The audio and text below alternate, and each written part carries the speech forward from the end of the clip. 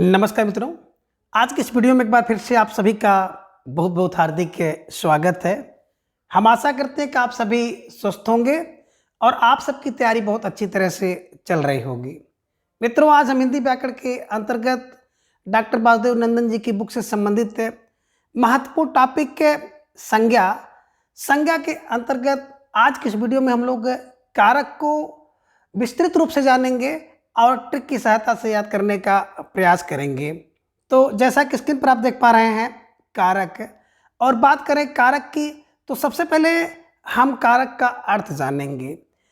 देखिए मित्रों, बात करें कारक की तो संज्ञा या सर्वनाम के जिस रूप से वाक्य के अन्य शब्दों के साथ उनका यानी कि संज्ञा या सर्वनाम का संबंध सूचित हो उसे, या आप कह सकते हैं उस रूप को कारक कहते हैं। तो मोटी बात आपके दिमाग में यही आ गई कि संज्ञा हो या सर्वनाम हो, उसके जिस रूप से वाक्य के अन्य शब्दों के साथ उसका संबंध दर्शाया जाए या संबंध सूचित हो उसे ही कारक कहते हैं। अथवा आप इस प्रकार से भी समझ सकते हैं कि संज्ञा या सर्वनाम के जिस रूप से उनका यानी कि संज्ञा या सर्वनाम का क्रिया से संबंध सूचित हो उसे यानी कि उस रूप को कारक कहते हैं। तो मोटी बात आपने देखा कि कारक क्या है, बताया कि संज्ञा या सर्वनाम के जिस रूप से वाक्य के अन्य शब्दों के साथ उसका संबंध सूचित हो, या आप कह सकते हैं संज्ञा या सर्वनाम के जिस रूप से क्रिया के साथ उसका संबंध हो उसे कारक कहते हैं। ठीक है ना। और कारक का अर्थ अगर बात किया जाए तो कारक माने होता है करने वाला। ठीक है ना, करने वाला को हम कारक कहते हैं। और कारक को आप दूसरा कर्ता भी कह सकते हैं। ठीक है ना। तो दूसरा कर्ता और कारक इसे भी ध्यान में आप रख लीजिएगा। ठीक है ना। और कारक जो है संज्ञा या सर्वनाम में ही होता है, इसे भी ध्यान में रखिएगा। तो कारक का मतलब होता करने वाला। और क्या करने वाला, यानी कि आप मोटी तरह से कह सकते हैं कि वाक्य में जो शब्दों को जोड़ता है उसे आप कारक कह सकते हैं मोटे शब्दों में। जैसे एक शब्द आपने देखा कि राम है, एक शब्द आपने देखा रावण है, एक शब्द आपने देखा मारा है, तो अब इनको जोड़ने का जो काम करेगा वही कारक है। तो आपने यहाँ पे जोड़ा राम ने, यहाँ पे रावण को देखा, यहाँ पे आपने मान लीजिए लगा दिया बाण से मारा। ठीक है ना। तो देखिए ने को से आदि जो वाक्य में शब्दों को जोड़ रहे हैं यही कारक है कि राम ने रावण को बाण से मारा। ठीक है ना। तो आप मोटे शब्दों में कह सकते हैं कि वाक्य में जो शब्दों को जोड़ने का काम करे वही कारक है। ठीक है। चलिए, अब बता रहे हैं कि इन दो परिभाषाओं का अर्थ यह हुआ कि संज्ञा या सर्वनाम के आगे यानी कि संज्ञा या सर्वनाम के बाद जब ने को से आदि विभक्तियां लगती हैं तब उनका रूप ही कारक कहलाता है। ठीक है ना, वही बात आ गई। देखिए, जो कारक है और सभी कारकों के एक अपने चिन्ह होते हैं। ठीक है ना। और इसी कारक चिन्ह को हम लोग विभक्ति कहते हैं या आप इसी को प्रसर्ग भी कहते हैं। ठीक है ना। तो ध्यान में रख लीजिएगा, तब उनका रूप ही कारक कहलाता है। आपने इसे देखा। ठीक है ना। संज्ञा सर्वनाम के आगे जब ने को से आदि विभक्ति यानी कारक का चिन्ह लगता है तब उनका रूप ही कारक कहलाता है। तभी वे वाक्य के अन्य शब्दों से संबंध रखने योग्य होते हैं, और जब योग्य होते हैं तो वो पद कहलाते हैं। ठीक है ना। और पद की अवस्था से ही दूसरे अवस्था से ही वाक्य के दूसरे शब्दों या क्रिया से कोई लगाव रख पाते हैं। ने, कामा को, कामा से आदि विभिन्न विभक्तियां विभिन्न कारकों की हैं। इनके लगने पर ही कोई शब्द कारक पद बन पाता है और वाक्य में आने योग्य बनता है। ठीक है ना। तो ध्यान में रखिएगा, जब विभक्ति लग जाती है तब वो शब्द वाक्य में आने योग्य हो जाता है और एक पद बन जाता है। इसे ध्यान में रखिएगा। ठीक है ना। तो कारक पद या क्रिया पद बने कोई शब्द वाक्य में बैठने योग्य नहीं होता। जैसे रामचंद्र जी ने खारे जल के समुद्र पर बंदरों से पुल बंधवा दिया। ध्यान में रखिएगा कि रामचंद्र जी आगे लग गया ने, रामचंद्र जी ने खारे जल के समुद्र पर बंदरों से किससे? बंदरों से पुल बंधवा दिया। इस वाक्य में रामचंद्र जी ने समुद्र पर बंदरों से पुल संज्ञाओं के जो रूपांतरण है और जिनके द्वारा इन संज्ञाओं का संबंध बंधवा दिया क्रिया के साथ सूचित होता है। ठीक है ना? तो इस चीज को भी ध्यान में आप रखिएगा।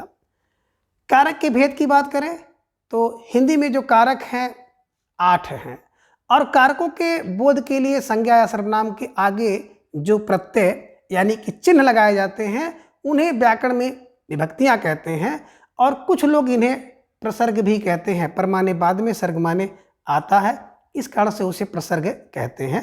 तो इसे ध्यान में रखिएगा। कारक का चिन्ह विभक्ति कहलाता है और उसी को प्रसर्ग भी कहते हैं। ठीक है ना? विभक्ति से बने शब्द रूप जो है विभक्त्यंत शब्द या पद कहलाते हैं और हिंदी कारकों की विभक्तियां या चिन्ह इस प्रकार से हैं जिन्हें आप देख सकते हैं। तो एक तरफ आप देख रहे हैं कारक और दूसरी तरफ उनके विभक्तियां यानी कि उनके चिन्ह। ठीक है ना?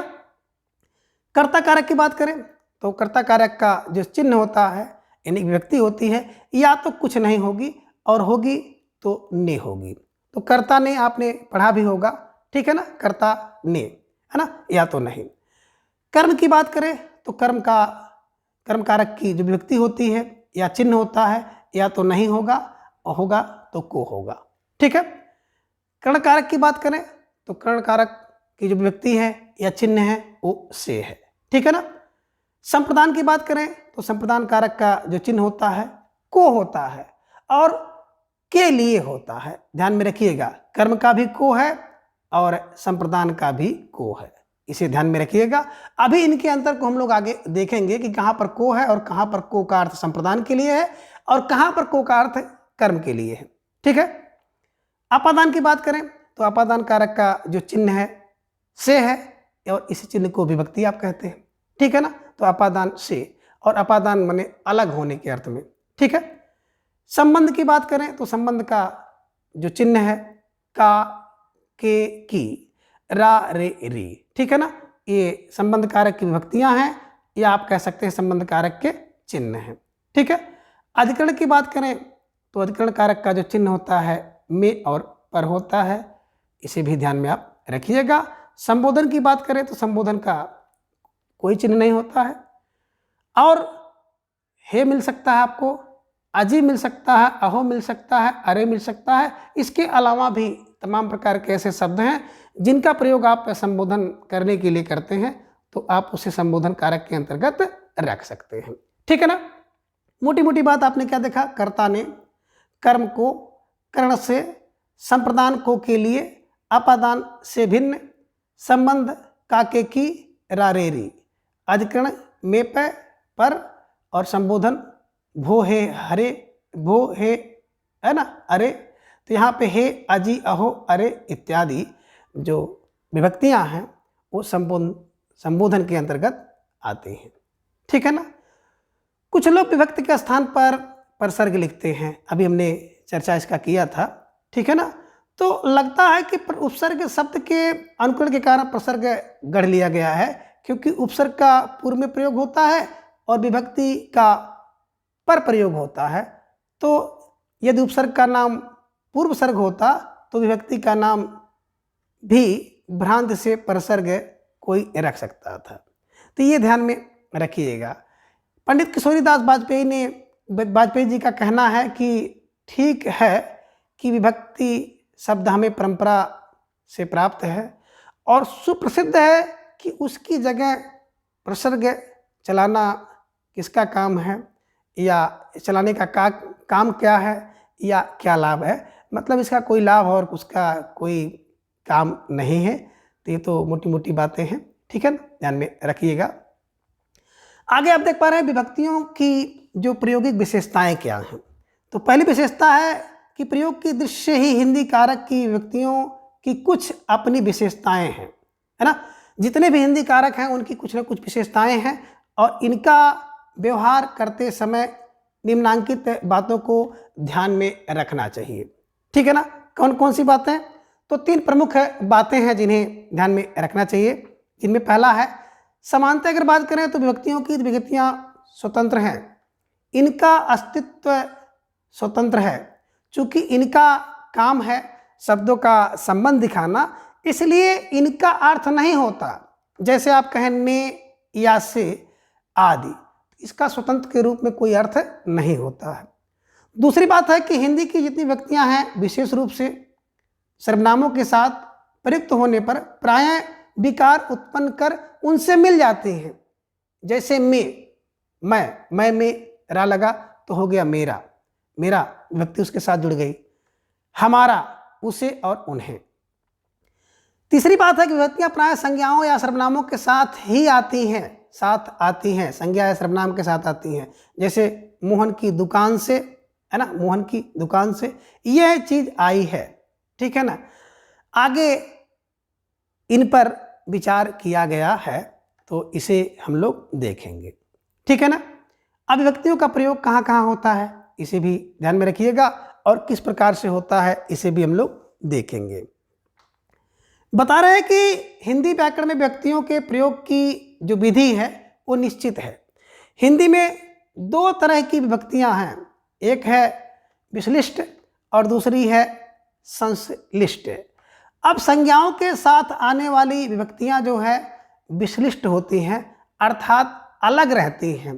जैसे संज्ञा है राम, तो राम के बाद विभक्ति लगेगी ने। दूसरी संज्ञा है वृक्ष, तो वृक्ष पर विभक्ति लगी है तो वृक्ष से पीछे लगी है, वृक्ष के आगे लगी है। लड़कों को, लड़कियों के लिए आदि जो है संज्ञा के बाद जो है ना विभक्ति लगी है, तो ये विश्लिष्ट रूप में इसका प्रयोग आप देख पा रहे हैं। सर्वनामों के साथ विभक्तियां जो है संश्लिष्ट या मिली होती हैं। जैसे उसका, अब उसमें क्या लगा उसका, किस में पर लग गया किस पर, तुम में को लग गया तुमको, तुम्हें, तेरा, तुम्हारा, उन्हें, है ना। कह रहे यहाँ ध्यान रखना है कि तुम्हें, इन्हें में को, तेरा, तुम्हारा में का जो विभक्ति चिन्ह है वो संश्लिष्ट है। अतः के लिए जैसे दो शब्दों की विभक्ति में पहला शब्द संश्लिष्ट होगा और दूसरा विश्लिष्ट होगा। जैसे तू धन रे बराबर हो गया तेरे लिए, तुम धन रे हो गया तुम्हारे लिए, मैं धन रे बराबर मेरे लिए। तो इस सब बातों का भी आपको ध्यान रखना होगा। यहाँ प्रत्येक कारक और उसकी विभक्ति के प्रयोग का जो परिचय है उदाहरण सहित दिया जा रहा है, और उदाहरण आप कंठस्थ कर लीजिएगा, क्योंकि जितनी भी परीक्षाएं हैं अगर उन परीक्षाओं में देखा जाए तो डॉक्टर वासुदेव नंदन जी की बुक से ढेर सारे उदाहरण आपके परीक्षा में पूछे जाते हैं एज इट इज, और वही माना जाता है। तो इसलिए आप उदाहरण को देखना बिल्कुल सीरियसली रूप से देखें, है ना। हो सकता है परीक्षा में वो आपके देखने को मिल जाए। सबसे पहला है कर्ता कारक। वाक्य में जो शब्द काम करने वाले के अर्थ में आता है उसे कर्ता कहते हैं, ठीक है ना। मोटी बात अगर की जाए तो क्रिया जो करे वही करता है, क्रिया करने वाला करता है, ठीक है ना।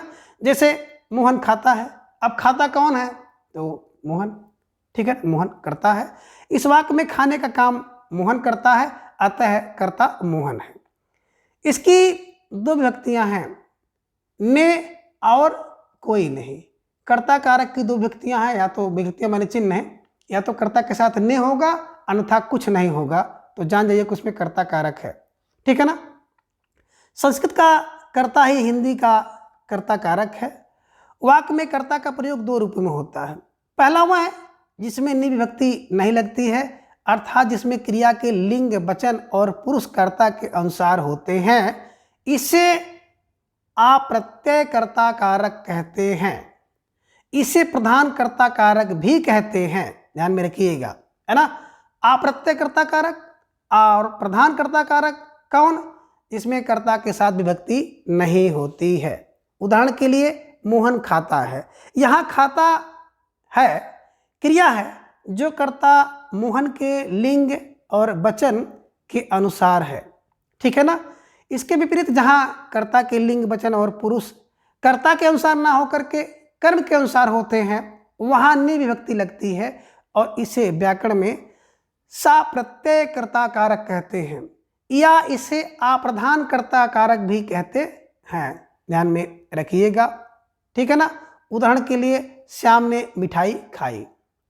अब श्याम ने मिठाई खाई और श्याम ने लड्डू खाया, तो क्या आपने देखा कर्म के अनुसार, है ना, क्रिया लग रही है। तो इस वाक्य में आपने देखा क्रिया खाई कर्म मिठाई के अनुसार आई है। इसे भी ध्यान में आप रखिएगा, ठीक है। चलिए अब आगे बता रहे हैं कर्ता के जो ने चिन्ह का प्रयोग कहाँ कहाँ पर होता है। तो बता रहे हैं कि कर्ता कारक की विभक्ति ने है, बिना विभक्ति के भी कर्ता कारक का प्रयोग होता है, जिसे अप्रत्यय कर्ता कारक में ने का प्रयोग ना होने के कारण वाक्य रचना में कोई खास कठिनाई नहीं होती है। ने का प्रयोग अधिकतर पश्चिमी हिंदी में होता है। बनारस से पंजाब तक इसके प्रयोग में लोगों को विशेष कठिनाई नहीं होती है, क्योंकि इसने विभक्ति की सृष्टि उधर ही हुई है।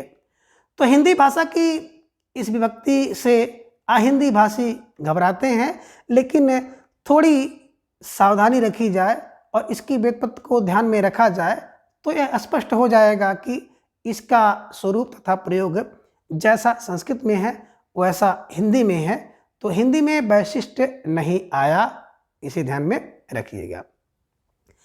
खड़ी बोली हिंदी में ने चिन्ह कर्ता कारक में संज्ञा शब्दों की एक विशिष्ट विभक्ति है, जिसकी स्थिति बड़ी नपीतुली और स्पष्ट है, किंतु हिंदी में इसके प्रयोग की भूलें प्राय हो जाया करती हैं।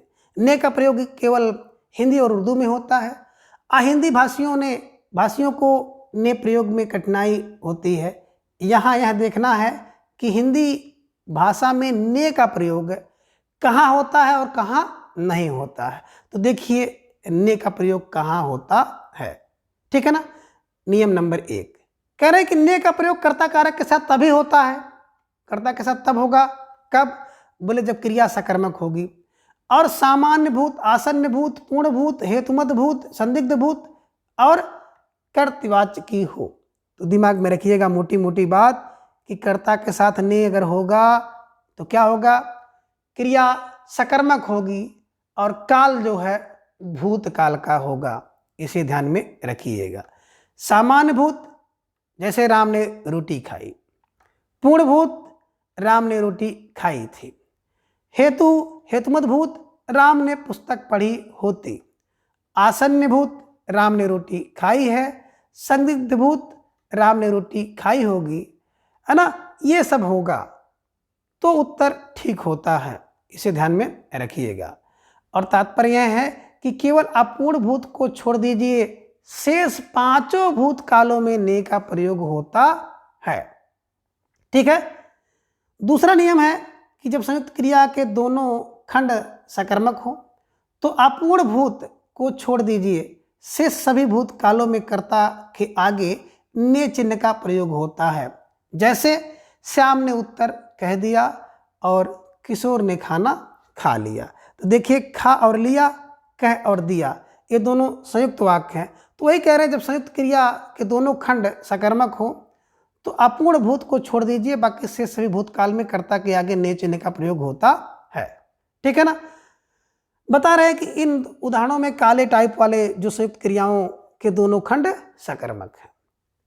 तीसरी विशेष बात है कि सामान्यतः सकर्मक क्रिया में ने विभक्ति नहीं लगती है, सामान्यतः अकर्मक क्रिया में ने विभक्ति नहीं लगती है, किंतु कुछ ऐसी अकर्मक क्रियाएं हैं जैसे नहाना, छींकना, थूकना, खांसना, जिसमें ने चिन्ह का प्रयोग अपवाद स्वरूप होता है। इन क्रियाओं के बाद कर्म नहीं आता। तो इसे ध्यान में रखिएगा कि कुछ ऐसी क्रियाएं हैं जो कि अकर्मक हैं। नहाना, छींकना, थूकना, खांसना, है ना, इसमें ने चिन्ह का प्रयोग अपवाद स्वरूप होता है। क्यों? क्योंकि इनके बाद कर्म नहीं आता है। जैसे उसने थूका, ध्यान में रख लीजिएगा, राम ने छींका, उसने खांसा, उसने नहाया। इसे ध्यान में रख लीजिएगा, ठीक है। आगे है जब अकर्मक क्रिया सकर्मक बन जाए तब ने का प्रयोग होता है, अन्यथा नहीं होता। जैसे उसने टेढ़ी चाल चली, उसने लड़ाई लड़ी, ठीक है। 5वां नियम है कि प्रेरणार्थक क्रियाओं के साथ अपूर्ण भूत को छोड़ से सभी भूतकालों में ने का प्रयोग होता है। जैसे मैंने उसे पढ़ाया और उसने 1 रुपया दिलवाया। ध्यान रखिएगा, दोनों वाक्यों में आपने क्या देखा कि ने का प्रयोग हुआ है। आगे ने का प्रयोग कहाँ नहीं होता है, इसे भी ध्यान में रख लीजिएगा। तो पहली नियम नंबर 1 है कि सकर्मक क्रियाओं के कर्ता के साथ भविष्य काल में ने का प्रयोग नहीं होता है। कहाँ पर?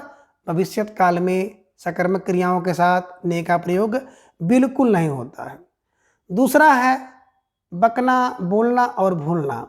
ये क्रियाएं यद्यप सकर्मक हैं तथापि अपवाद स्वरूप सामान्य है ना, सामान्य, आसन्न, पूर्ण और संदिग्ध भूतकालों में कर्ता के ने चिन्ह का व्यवहार नहीं होता। यथा वह बका, मैं बोला, वह भूला, मैं भूला, हाँ बोलना क्रिया में कहीं कहीं ने आता है। जैसे उसने बोलियां बोली, है ना, वह बोलियां बोला, ऐसा भी लिखा या कहा जा सकता है। तो ये सब चीज़ें आप ध्यान में रखिएगा। नियम नंबर 3 है कि संयुक्त क्रिया का अंतिम खंड अकर्मक हो तो उसमें ने का प्रयोग नहीं होता है। जैसे मैं खा चुका हूँगा, वह पुस्तक ले आया, उसे रेडियो ले जाना है। तो इस सब वाक्यों को ध्यान में रखिएगा कि यदि संयुक्त क्रिया का अंतिम खंड अकर्मक हो तो उसमें ने का प्रयोग नहीं होता है। ठीक है, जैसे मैं खा चुका हूँगा, वह पुस्तक ले आया, उसे रेडियो ले जाना है। ठीक है। नियम नंबर 4 कि जिन वाक्यों में लगना, जाना, सकना या चुकना सहायक क्रियाएं आती हैं तो उनमें ने का प्रयोग नहीं होता है। जैसे वह खा चुका, मैं पानी पीने लगा, उसे पटना जाना है आदि। ठीक है, वाक्य आप ध्यान से देखिएगा। ठीक है। दूसरा जो कारक की बात अगर हम लोग करें तो कर्म कारक है।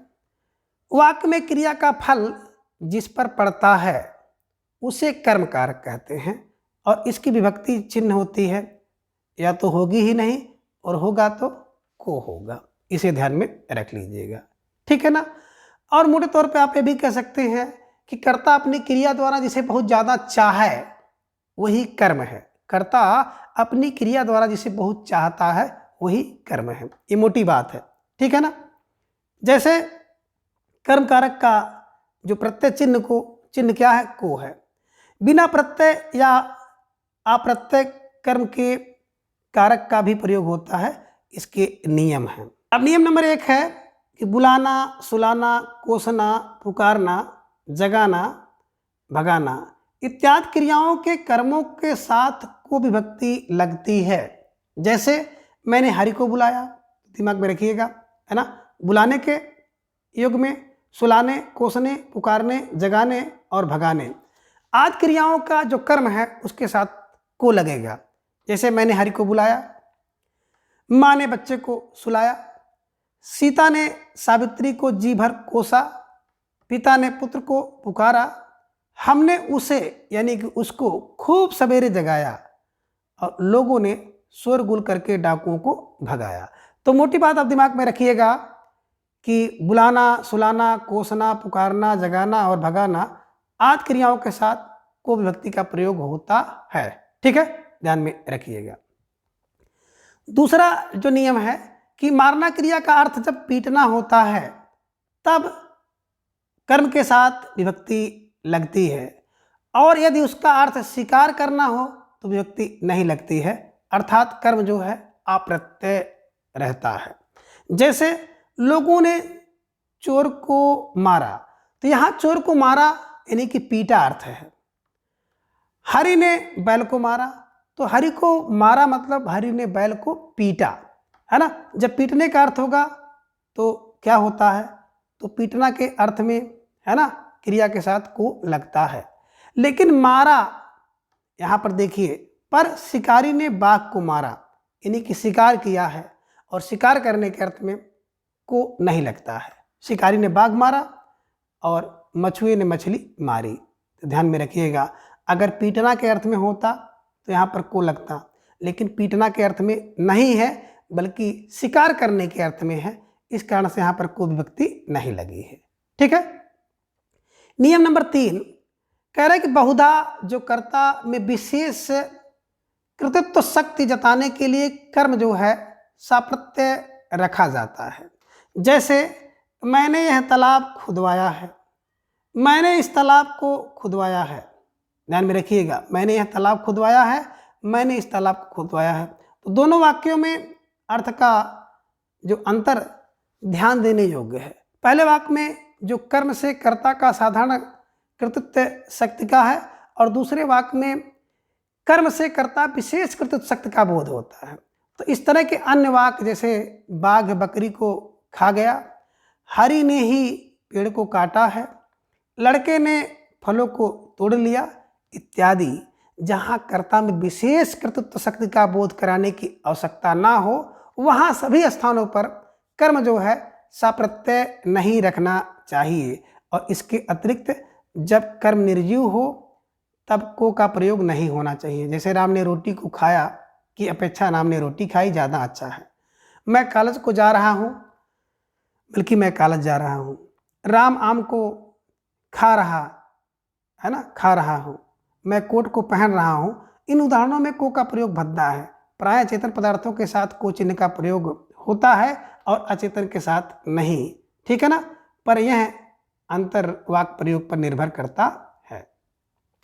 नियम नंबर 4 है कि कर्म सप्रत्यय रहने पर क्रिया सदा पुल्लिंग होगी, किंतु अप्रत्यय रहने पर कर्म के अनुसार, जैसे राम ने रोटी खाया है ना, राम ने रोटी को खाया ये सप्रत्यय है, राम ने रोटी खाई ये अप्रत्यय है। यदि विशेषण संज्ञा के रूप में प्रयुक्त हो तो कर्म में को अवश्य लगता है। जैसे बड़ों को पहले आदर दो और छोटों को प्यार करो। तो इसे भी ध्यान में आप रखिएगा। ठीक है। तीसरा कारक है कर्ण कारक। कर्ण की बात करें तो वाक्य में जिस शब्द से क्रिया का संबंध, क्रिया के संबंध का बोध हो उसे कर्ण कारक कहते हैं। मोटी बात, क्रिया करने में जो सहायक हो, यानी कि जो साधन का काम करे, दैट इज कॉल्ड कर्ण कारक। ठीक है ना। तो क्रिया करने के लिए जो सहायक है, साधन है, उसे कर्ण कारक कहते हैं। ठीक है ना।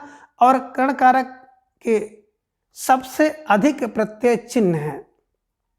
ने भी कर्ण कारक का ऐसा चिन्ह है जो कर्ण कारक के रूप में संस्कृत में आय कर्ता के लिए यन के रूप में कर्म का वाच और भाववाच में आता है, किंतु हिंदी की प्रकृति ने को साप्रत्यय कर्ता कारक का ही चिन्ह मानती है। हिंदी में कर्ण कारक के चिन्ह से है, द्वारा है, के द्वारा है, के जरिए, के साथ, के बिना इत्यादि। इन चिन्हों में अधिकतर प्रचलित से, द्वारा, के जरिए इत्यादि हैं। के साथ और के बिना आदि साधनात्मक योग वियोग जताने वाले अव्ययों के कारण साधनात्मक योग बताने वाले से द्वारा की तरह के कर्ण कारक के चिन्ह हैं। तो बात करें कर्ण का अर्थ है साधन, अतः से चिन्ह वही कर्ण कारक का चिन्ह है जहाँ यह साधन के अर्थ में प्रयुक्त हो। जैसे मुझसे यह काम ना सधेगा, यहाँ मुझसे का अर्थ है कि मेरे द्वारा, मुझ साधनभूत के द्वारा या मुझ जैसे साधन के द्वारा। अतः साधन को इंगित करने के कारण यहाँ मुझसे या का से कर्ण से विभक्ति चिन्ह है। अपादान में भी विभक्ति चिन्ह से है, लेकिन अपादान का अर्थ होता है अलगाव की प्राप्ति। अतः अपादान से चिन्ह अलगाव का के संकेत का प्रतीक है, जबकि कर्ण का अपादान की वृत्त साधन का या साधनभूत का लगाव का। पेड़ से फल गिरा, मैं घर से चला आदि वाक्यों में जो से है वो क्या है, वो प्रत्येक पेड़ से या घर से साधन नहीं सिद्ध करता, बल्कि दोनों से बिलगाव सिद्ध करता है। अतः इन दोनों वाक्यों में घर और पेड़ के आगे प्रयुक्त से विभक्ति चिन्ह अपादान कारक का है, और इन दोनों शब्दों में लगाकर इन्हें अपादान कारक का पद बनाया जाता है। मोटी बात देखिए, अपादान की बात करते हैं तो अपादान कारक का मतलब होता अपाय। अपाय माने क्या होता, अलग होना। अब जहाँ से कोई वस्तु अलग हो, दूर हो, भिन्न हो, उसमें अपादान कारक होता है, उसके साथ से विभक्ति लगती है। जैसे गांव से जाना, वृक्ष से पत्ता का गिरना, छत से कूदा, है ना। तो ये सब चीजें क्या है, अलग हो रही हैं। छत से अलग हो रहा, वृक्ष से अलग हो रहा, गांव से अलग हो रहा, गांव से दूर हो रहा है, तो उसमें अपादान कारक होता है। इसे ध्यान में रखिएगा। अब कुछ कह रहे हैं कि कर्ण कारक के क्षेत्र में अन्य सभी कारकों से विस्तृत हैं। कर्ण कारक का जो क्षेत्र है अन्य सभी कारकों से विस्तृत है। तो इस कर्ण में अन्य समस्त कारकों से छूटे हुए प्रत्यय या वे पद जो अन्य किसी कारक में आने से बच गए हैं आ जाते हैं। अतः इसके कुछ सामान्य जो पहचान और नियम जान लेना आवश्यक है। जिनमें बात करें, पहला जो नियम है वो है से, यानी कि कर्ण और अपादान दोनों विभक्तियों का चिन्ह है, किंतु साधनभूत का प्रत्यय होने पर कर्ण कारक माना जाता है, जबकि अलगाव का प्रत्यय होने पर अपादान कारक माना जाता है। जैसे वह कुल्हाड़ी से वृक्ष काटता है। अब कुल्हाड़ी से वृक्ष काटता है तो कुल्हाड़ी से साधन है, तो क्या हो गया, कर्ण हो गया। मुझे अपनी कमाई से खाना मिलता है, कमाई से बिल्कुल साधन है, कर्ण कारक है। साधुओं की संगति से बुद्धि सुधरती है, संगति से कर्ण कारक है। लेकिन नीचे आप देखेंगे पेड़ से फल गिरा, तो पेड़ से फल क्या हो रहा है, बिल्कुल अलग हो रहा है, दूर हो रहा है, भिन्न हो रहा है, तो इसमें अपादान कारक है। घर से लौटा हुआ लड़का घर से दूर हुआ, है ना, अलग हुआ, भिन्न हुआ लड़का, यानी कि अपादान कारक है। और छत से उतरी हुई लता, छत से अलग हुई, दूर हुई, भिन्न हुई, कौन, लता, इसलिए इसमें भी अपादान कारक है। ठीक है ना। नियम नंबर 2 बता रहे हैं कि ने सा प्रत्यय कर्ता कारक का चिन्ह है, किंतु से के द्वारा, से या के द्वारा, के जरिए हिंदी में प्रधानतः जो है कर्ण कारक के ही प्रत्यय माने जाते हैं, क्योंकि ये सारे प्रत्यय साधन अर्थ की ओर इंगित करते हैं। जैसे मुझसे यह काम ना सधेगा, ठीक है ना, मुझसे यह काम ना सधेगा, उसके द्वारा यह कथा सुनी थी, आपके जरिए ही घर का पता चला, तीर से बाघ मार दिया गया और मेरे द्वारा मकान ढाया गया था। ठीक है ना। तो ये सब आप देखेंगे तो कर्ण कारक हैं। ठीक है, इसे ध्यान में रखिएगा। नियम नंबर 3, भूख प्यास जाड़ा आंख कान पांव इत्यादि शब्द एक वचन कर्ण कारक में सा प्रत्यय रहते हैं तो एक वचन होते हैं, और अप्रत्यय रहते हैं तो बहुवचन हैं। जैसे वह भूख से बेचैन है, देखिए भूख से लग गया ना, भूख से यानी कि भूख के कारण मर रहा है। लड़का प्यास से मर रहा है, स्त्री जाड़े से कांप रही है, मैंने अपनी आंख से यह घटना देखी, कर्ण कारक है। मैं कान से सुनी बात पर विश्वास नहीं करना चाहिए, कान से सुनी बात पर विश्वास नहीं करना चाहिए। लड़का अपने पांव से चलता है। तो यहाँ पे क्या देखा आपने, एक वचन है और सप्रत्यय है, यानी कि सबके साथ क्या लगा हुआ है, जो चिन्ह है वो लगा हुआ है। इधर आप देख रहे हैं कि वह भूखों से बेचैन है, यहाँ पर भूखों से, भूखों में कर्ण कारक है लेकिन चिन्ह नहीं लगा है, यानी कि भूखों बेचैन है, भूख से बेचैन है। लड़का प्यासों मर रहा है, स्त्री जाड़ों कांप रही है, मैंने अपनी आंखों यह घटना देखी, कानों सुनी बात पर विश्वास नहीं करना चाहिए, और लड़का अपने पांव पर चलता है। तो ध्यान रखिएगा, ये जितने भी उदाहरण हैं जिनके साथ क्या है, चिन्ह नहीं लगा है, जो अप्रत्यय हैं, ये वेरी मोस्ट इम्पॉर्टेंट उदाहरण हैं, आपके परीक्षा में देखने को मिल सकता है, इसलिए ध्यान में रखिएगा। ठीक है, चलिए आगे जो चौथा कारक है संप्रदान कारक, यानी कि जिसके लिए कुछ किया जाए या जिसको कुछ दिया जाए तो इसका बोध कराने वाले शब्द के रूप को संप्रदान कहते हैं। ठीक है ना। क्या आपने देखा कि जिसके लिए कुछ किया जाए अथवा जिसको कुछ दिया जाए इसका बोध कराने वाले शब्द को संप्रदान कारक कहते हैं। ठीक है ना। तो मोटी बात आप कह सकते हैं कि नियम पूर्वक जिसे कोई वस्तु सदा के लिए या हमेशा के लिए या दान के रूप में दे दी जाए, इन्हीं की दोबारा वापस ना ली जाए, तो उसे संप्रदान कारक कहते हैं, उसमें संप्रदान कारक होता है। ठीक है ना, इसे ध्यान में रख लीजिएगा। और संप्रदान कारक का चिन्ह होता है को अथवा के लिए। ठीक है। नियम नंबर 1 है कि कर्म और संप्रदान का एक ही विभक्ति प्रत्यय है को, पर दोनों के अर्थों में अंतर है। संप्रदान का को या के लिए अव्यय के स्थान पर या उसके अर्थ में प्रयुक्त होता है, जबकि कर्म का जो को है का के लिए अर्थ से संबंध नहीं होता है। नीचे लिखे वाक्यों पर आप ध्यान दीजिए। पहला आप देख रहे हैं जो कि कर्म का है, हरि मोहन को मारता है। अब देखिए यहाँ मोहन को मारता है ना, आपने देखा है मारना क्रिया है ना, जब किसी को पीटा जाए तो उसमें को लगेगा। दूसरा है उसके लड़के को बुलाया, बुलाने में को लगा। माँ अपने बच्चे को खेलते देखा, माँ ने अपने बच्चे को खेलते देखा। तो यहाँ पे देखिए जितने भी को हैं है ना, ये बुलाने के अर्थ में है, दूसरा पीटने के अर्थ में है, तीसरा देखने के अर्थ में है या खेलने के अर्थ में है। तो इन सब में आप देख रहे हैं कि जो को है वो कर्म कारक है। यहाँ पे आपने देखा कि संप्रदान में हरि मोहन को रुपए देता है ना, यानी कि यहाँ पे देने के अर्थ में है। ध्यान में रखिएगा, जब को चिन्ह का, इन्हीं को विभक्ति का, को प्रत्यय का प्रयोग होता है देने के अर्थ में है ना, तब वहाँ पे संप्रदान कारक होगा। और ये उदाहरण वेरी मोस्ट इम्पॉर्टेंट है। उत्तर प्रदेश जो पुलिस की परीक्षा अभी आयोजित हुई थी उसमें ये उदाहरण पूछा गया था कि हरि मोहन को रुपए देता है में कौन सा कारक है। ज़्यादातर बच्चे कर्म कारक कर आए थे। ठीक है ना। तो इसमें देखिए बिल्कुल संप्रदान कारक है, क्योंकि यहाँ पे रुपया दिया जा रहा है और देने के अर्थ में अगर को चिन्ह लगा हो तो बिल्कुल वहाँ पे संप्रदान कारक होता है। ठीक है ना। दूसरा, उसने लड़कों को मिठाइयाँ दी। देखिए लड़कों को मिठाइयाँ दी, देने के अर्थ में को लगा हुआ है, बिल्कुल संप्रदान कारक।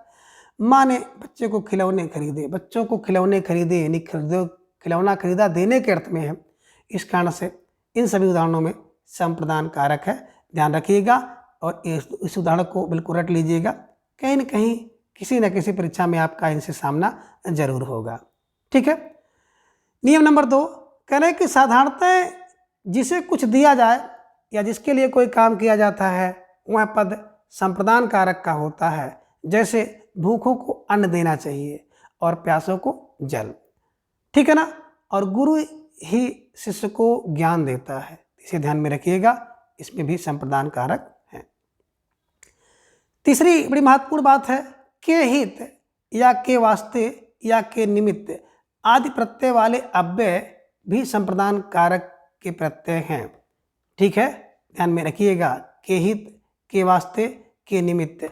अगर आदि प्रत्यय वाले कहीं अव्यय मिल जाए तो आप बिल्कुल समझ सकते हैं कि उसमें संप्रदान कारक हैं।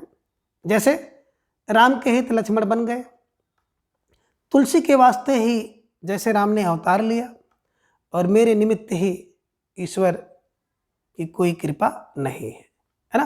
तो इसे ध्यान में रखिएगा कि राम के हित यानी कि राम के लिए हो गया तो क्या हो गया, संप्रदान कारक। तुलसी के वास्ते यानी कि तुलसी के लिए हो गया, राम ने अवतार लिया, संप्रदान कारक। मेरे निमित्त ही ईश्वर की कोई कृपा नहीं। तो ये सब मोटी मोटी बातें हैं, मोटे मोटे उदाहरण हैं, दिमाग में रख लीजिएगा। परीक्षा में निश्चित रूप से इनका सामना कहीं न कहीं आपको देखने को जरूर मिलेगा। बातों पर विश्वास रखिए और इन सबको बिल्कुल तैयार करिए। ठीक है ना। अगला यानी कि जो 5वां कारक है अपादान कारक। और बात करें अपादान कारक की तो अभी चर्चा हम लोग कर रहे थे कि संज्ञा के जिस रूप से किसी वस्तु के अलग होने का भाव प्रकट होता है उसे अपादान कारक कहते हैं। ठीक है ना। यानी कि अपादान कारक की बात करते हैं तो इसका मतलब होता है अपाय। अपाय माने अलग होना। अब जहाँ से कोई वस्तु अलग होती है, दूर होती है, भिन्न होती है, तो जहाँ से हो रही है उसी में अपादान कारक होता है। और इसका चिन्ह है से भिन्न होना, अलग होना या दूर होना। है ना, चिन्ह होता है से, ध्यान में रखिएगा। और कर्ण कारक का भी चिन्ह होता है से, लेकिन वो साधन के रूप में है, सहायता के रूप में है, और ए अलग के रूप में है। ठीक है, आइए, जिस शब्द में अपादान की विभक्ति लगती है उससे किसी दूसरी वस्तु पृथक होने का बोध होता है।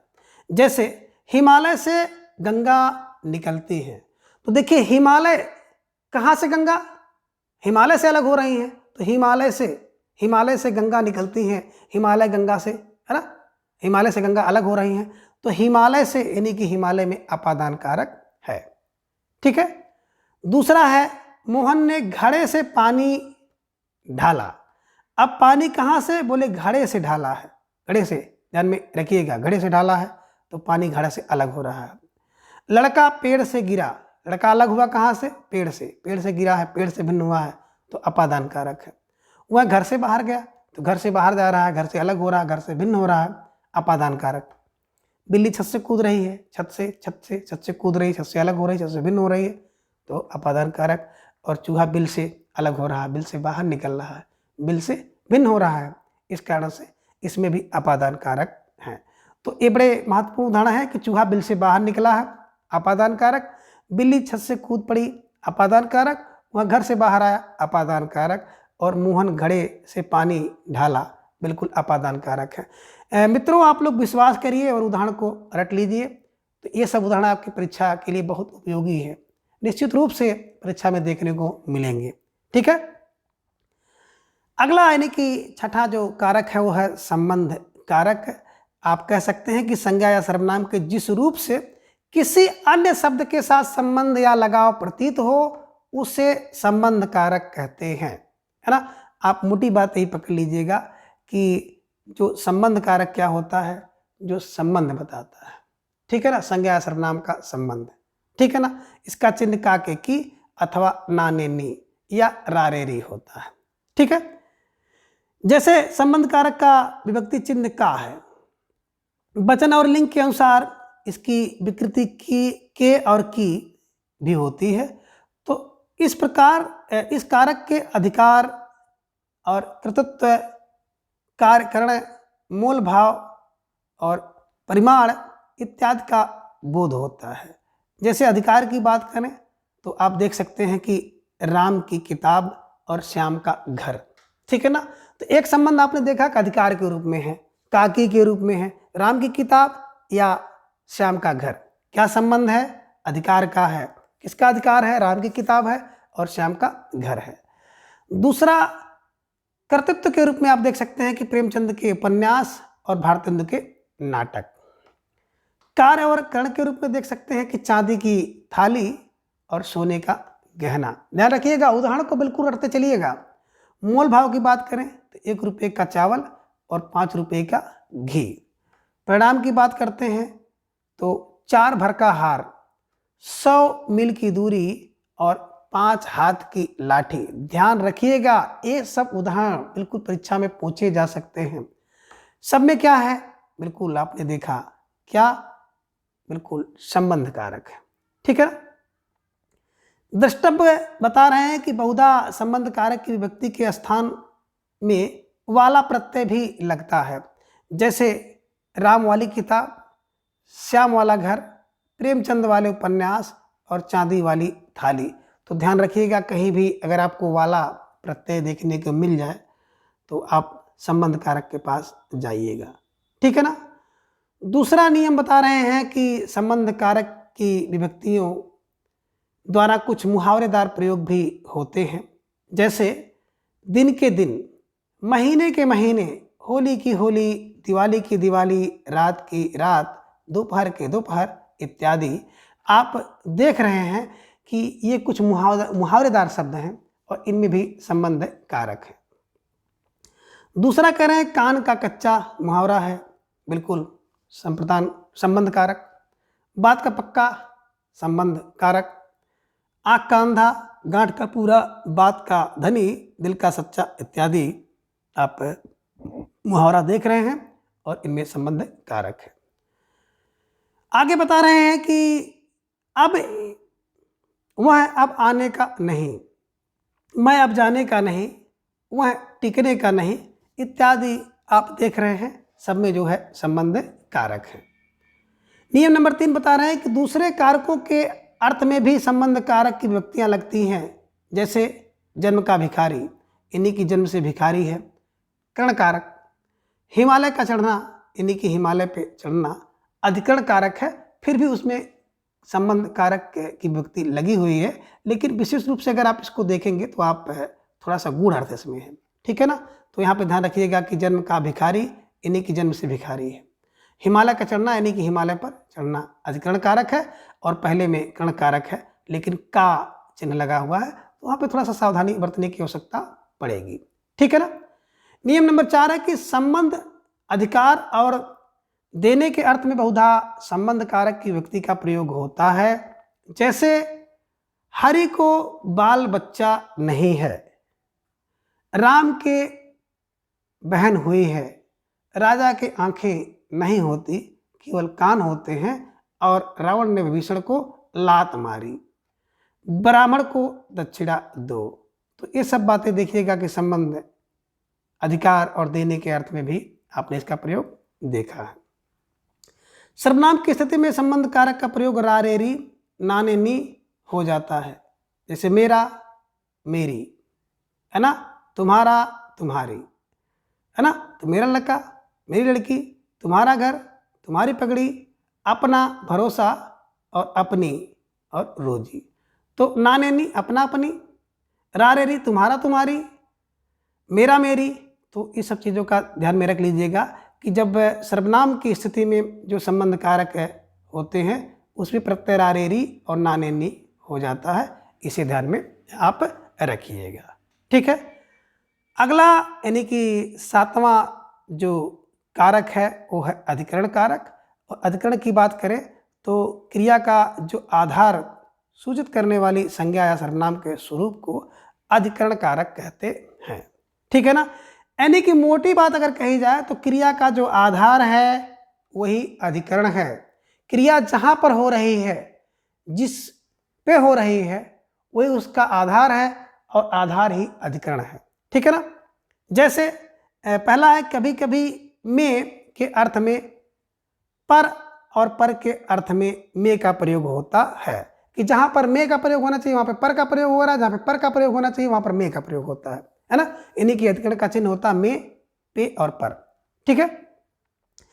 अब आगे जो दूसरा नियम है कि कभी कभी अधिकरण कारक की व्यक्तियों का लोप भी हो जाता है, जैसे इन दिनों वह पटने हैं, इन दिनों वह पटने में है, वह द्वार द्वार भीख मांगता चलता है, यानी कि द्वार द्वार पर भीख मांगता चलता हुआ है। जिस समय वह आया उस समय मैं नहीं था, यानी कि जिस समय पर वह आया उस समय पर मैं नहीं था। वह संध्या समय गंगा किनारे जाता है, यानी कि संध्या समय में गंगा किनारे जाता है। लड़के दरवाजे दरवाजे घूम रहे हैं, यानी कि दरवाजे दरवाजे पर घूम रहे हैं, और उस जगह एक सभा होने जा रही थी, उस जगह पर एक सभा होने जा रही है। तो मोटी मोटी बातें ध्यान में रखिएगा, विभक्ति का लोप है, लेकिन सभी में अधिकरण कारक है। तीसरा जो नियम है, किनारे, आश्रय और दिनों जैसे पद स्वयं साप्रत्यय अधिकरण कारक के हैं, और यहाँ वहाँ समय आदि पदों का अर्थ जो है साप्रत्यय अधिकरण कारक है।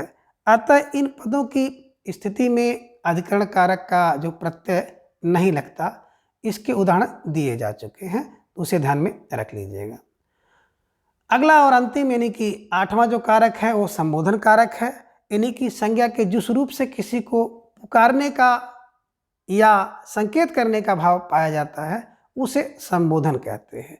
यानी कि जिस शब्द का प्रयोग हम लोग किसी को बुलाने में, किसी को संबोधित करने में करते हैं, वही संबोधन कारक कहलाता है, और वही उसका चिन्ह है, ठीक है ना। जैसे हे भगवान मेरी रक्षा कीजिए, इस वाक्य में हे भगवान से पुकारने का बोध होता है, और संबोधन कारक की कोई विभक्ति नहीं होती है। इसे प्रकट करने के लिए हे, अरे, रे आदि अनेक शब्दों का प्रयोग किया जाता है। तो संबोधन में जिन शब्दों का भी हम लोग प्रयोग करते हैं, हेलो, है ना, सुनो, एक्सक्यूज मी, है ना, का हो, अरे आदि जो भी शब्द आप प्रयोग करते हैं उन सबको आप कह सकते हैं कि संबोधन कारक हैं। ठीक है ना। तो आपने 8 कारकों को देख लिया। अब पद परिचय की बात करते हैं, क्योंकि संज्ञा के पद परिचय से संबंधित कभी कोई प्रश्न पूछ लिया जाता है। संज्ञा टॉपिक हम लोग पढ़ रहे हैं। संज्ञा टॉपिक में हम लोगों ने कारक को देखा है, तो इसका पद परिचय भी थोड़ा सा हम लोग यहीं पे देख लें कि पद परिचय कैसे करेंगे। देखें, शब्द और पद वाक्य से अलग रहने वालों को शब्द कहते हैं, किंतु जब वे किसी वाक्य में पिरो दिए जाते हैं तो पद कहलाते हैं। तो ध्यान में रखिएगा कि जब कोई शब्द वाक्य में आ जाता है तो पद हो जाता है, और जैसे वो पद हो जाता है तो पद में आप ढेर सारी चीज़ें, है ना, कारक विभक्ति आदि लगी हुई होती है, और उसी का परिचय कराना ही पद परिचय कहलाता है। तो ध्यान में रख लीजिएगा। पद परिचय किसे कहते हैं? देखिए, वही बात आ गई कि पद परिचय का अर्थ होता है कि पदों का अन्वय अर्थात विश्लेषण, यानी कि हिंदी में इसके विभिन्न नाम हैं। इसी को पदान्वय कहते हैं, पद निर्देशन कहते हैं, पद निर्णय, पद विन्यास, पदच्छेद इत्यादि। ये सभी पद परिचय के पर्यायवाची शब्द हैं। यानी कि पद परिचय में वाक्यों में प्रयुक्त सार्थक शब्दों अथवा पदों को जो व्याकरण सम्मत विशेषताएं बताई जाती हैं, इसे ध्यान में रखिएगा। दूसरे शब्दों में इसे हम यूँ कह सकते हैं कि शब्द के प्रत्येक पद को अलग अलग कर उसका स्वरूप और दूसरे पद से संबंध बताना पद परिचय कहलाता है। ठीक है ना। यहाँ एक तरह से सारे व्याकरण का सार रूप रख देना पड़ता है। इससे छात्रों के समस्त व्याकरणिक ज्ञान की परीक्षा हो जाती है और प्रमुख पदों के अन्यों का समान परिचय इस प्रकार से हो सकता है। ठीक है ना। बात करें संज्ञा का जो पद परिचय, तो संज्ञा का पद परिचय करते समय संज्ञा के पदों का अन्य करते समय संज्ञा, उसका भेद, लिंग, वचन, कारक और अन्य पदों का परिचय देते हुए अन्य पदों से उसके संबंध को दिखाना चाहिए। जैसे उदाहरण के रूप में आप कह सकते हैं कि राम कहता है कि मैं मोहन की पुस्तक पढ़ सकता हूँ। ठीक है ना। अब इसमें राम, मोहन और पुस्तक 3 संज्ञा पद हैं और इनका पदान्वय इस प्रकार से होगा। पहले राम की बात करते हैं तो राम बिल्कुल संज्ञा शब्द है, व्यक्तिवाचक है क्योंकि नाम है, पुल्लिंग है बिल्कुल, एक वचन है और कर्ता कारक है क्योंकि राम, है ना, राम मोहन, है ना। ध्यान में रखिएगा कि राम कहता है, यानी कि राम ने कहा है। ठीक है ना। कर्ता कारक, कहना क्रिया का करता है। दूसरा मोहन की बात करें तो संज्ञा है, नाम है तो व्यक्तिवाचक, पुल्लिंग एक वचन है और संबंध कारक है। क्यों संबंध कारक है? क्योंकि आप वहां पर देख रहे हैं मोहन की, है ना, पुस्तक, ध्यान में रखिएगा, है ना, इसका संबंध पुस्तक से है। आगे पुस्तकें की बात करें तो संज्ञा है, जातिवाचक है, स्त्रीलिंग है, बहुवचन है और कर्म कारक है। पढ़ सकता हूँ क्रिया का कर्म है, इसे ध्यान में आप रख सकते हैं।